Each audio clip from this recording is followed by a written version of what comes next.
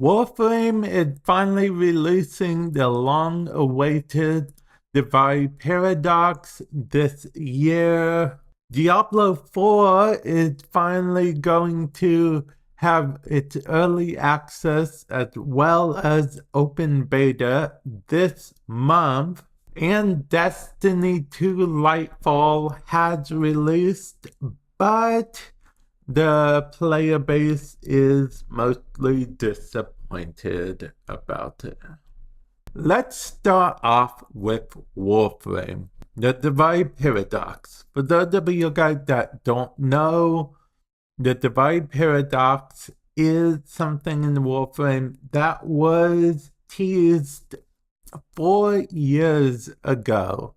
Now, due to certain real-life world events, it kind of got pushed back to the point where us fans were not entirely sure if we would be getting the Davari Paradox in any reasonable time frame. But luckily, the Davari Paradox is going to be coming out in April of 2023. So, next month, in fact, the Davari Paradox is going to be coming out, which is brilliant.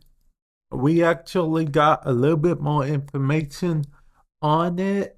It is going to include not really a new game mode per se, but a bunch of game modes are seamlessly put into one. It's going to include new music. It's going to include a new experience. It's going to also include a whole roguelike game, such as games like Dead Cell or Hades is probably a better example how this will probably play out.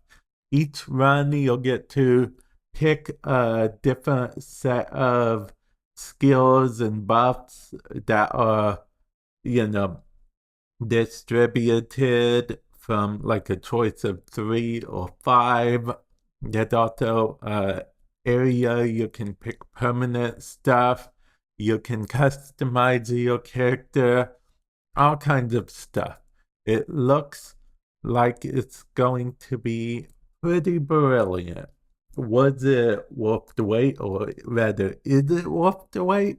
I hope so. It looks promising, but we do not know for sure if it's going to be good or not. We just have to wait and see. But luckily, the wait is not that long because it will be coming next month in April, which is good because it feels like we've been waiting 4 years for this. So I'm actually very excited. My only potential thing is that it may not seem like Warframe. That's honestly the only thing I'm worried about.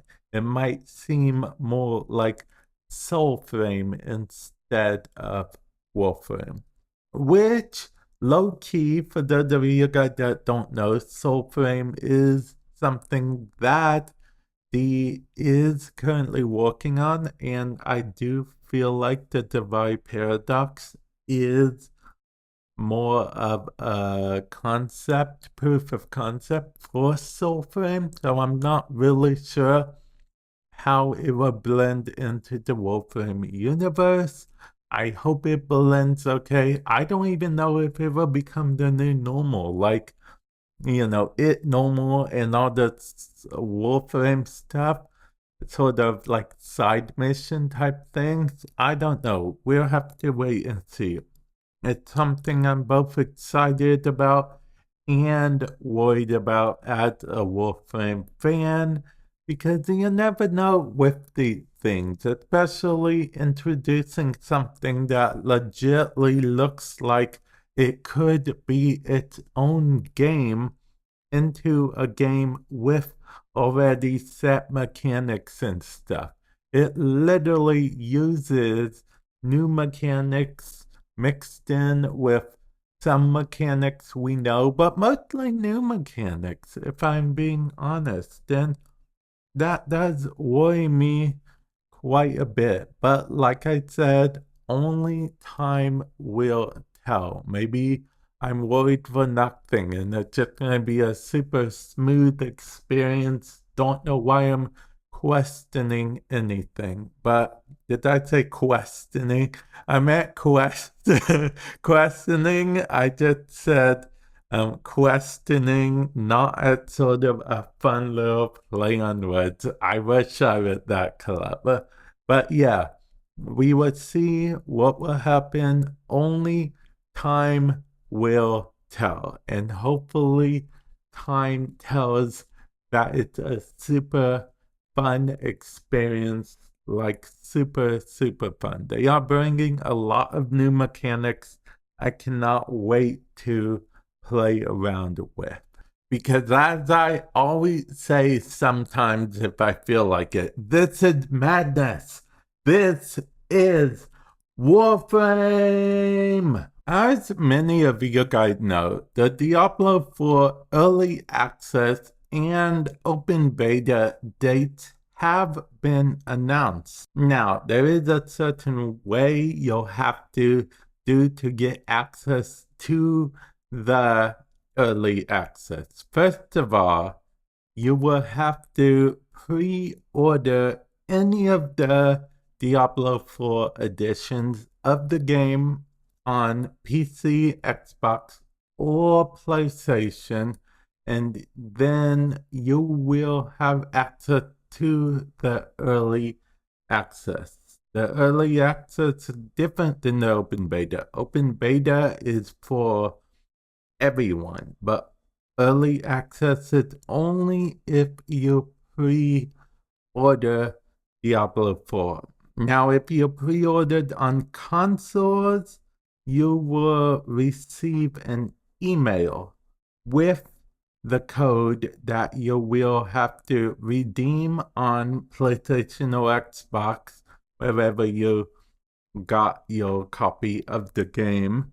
You'll have to redeem it on there to download the beta so you can do early access, which early access will be on March 17th at 12 p.m. Eastern Time to March 20th at 3 p.m. Eastern Time.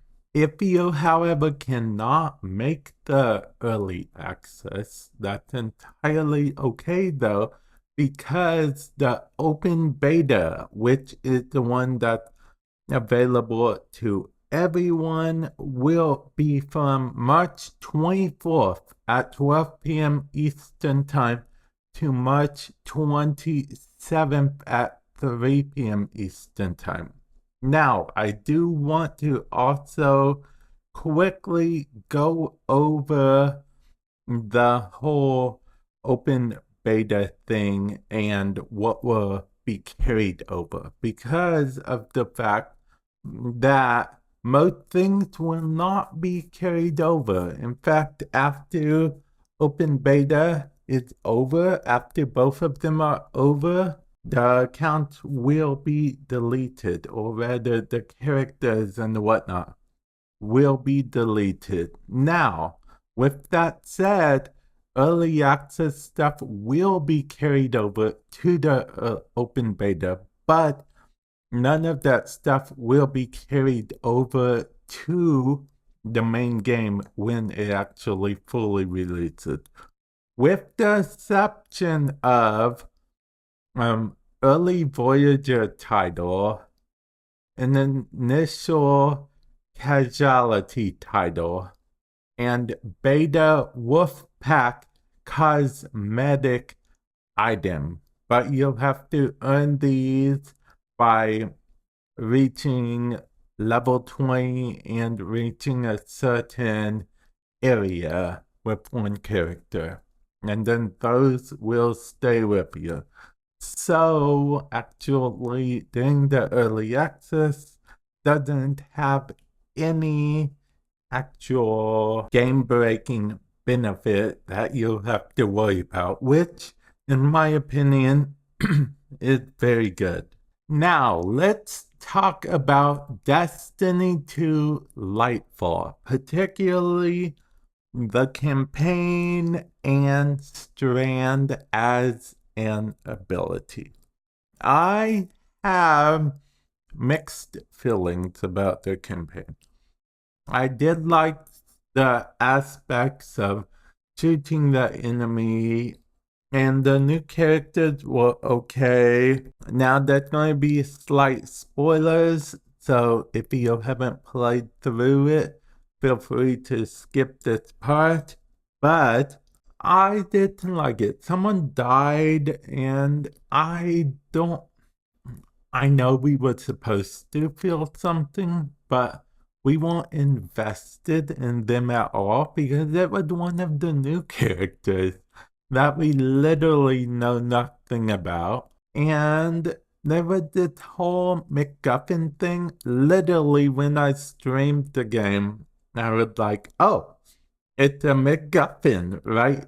In case you guys don't know, a MacGuffin is a plot device that literally is just there for story reason. Like, oh, why is that there? So the story will happen.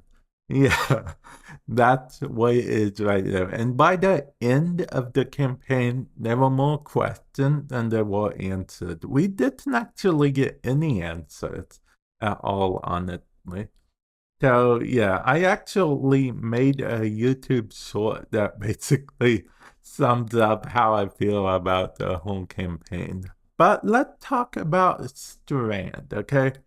Strand is the new Darknet subclass that came with the campaign. So, if you bought Lightfall, by the end of Lightfall, you will have access to Strand. And you'll even have access to some fragments. If you play Lightfall on Legendary difficulty, you got some bonus of the Strand meditation, so you can get access to all your fragments just a little faster. Not a good enough reward, in my opinion, considering that Legendary was pretty brutal, especially if you're playing solo like I did. So that's something to keep in mind.